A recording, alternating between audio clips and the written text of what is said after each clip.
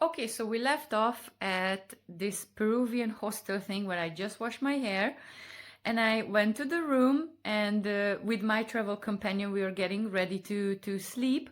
And of course, because it was a bit uncomfortable to share a bed with someone that I had no romantic interest in, he was on one side of the bed, I was on the other side, and we tried our best to not touch and to not bother each other during sleep. However, because this is the middle of the jungle, weather was slightly uncomfortable. Very hot, super humid, no AC, no fan. So what's the solution? Keep the door open.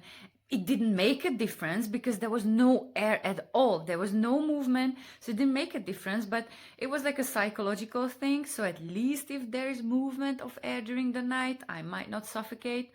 So we kept the door open, so the chicken were free to come in and out.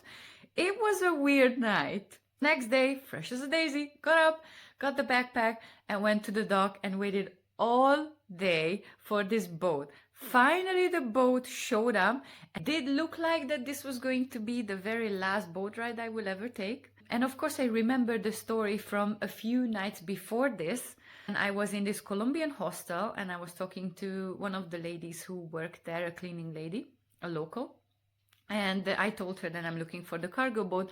And she said, well, I wouldn't recommend it because my mother died sinking on one of those boats. Great! On the ground floor, it was for cargo. So that's where all, food and clothing and material and pigs and chickens and whatever people carried, they went in there. And then there were 2 floors for hammocks for passengers. So that was the accommodation. There were these tubes, and then you could just hang your hammock, and that was it.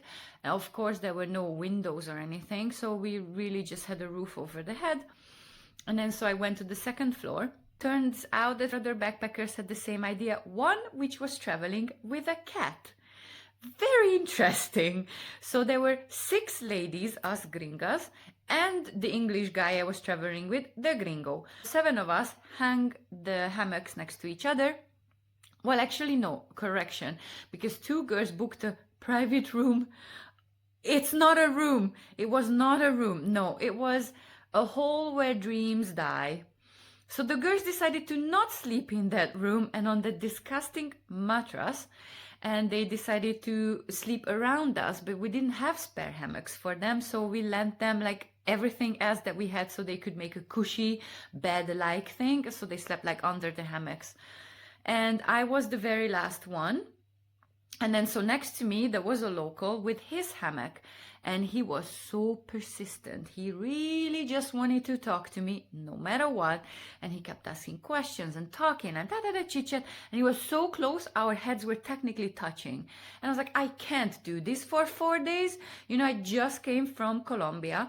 I was on the Caribbean in a party hostel, and I partied hard for 6 weeks. I was volunteering there, so I had food, I had accommodation, I drank, I partied 6 weeks. So I was like, on this boat ride, I want peace and quiet. I don't want to talk to anyone if I don't have to. So unless someone's dying, please don't talk to me.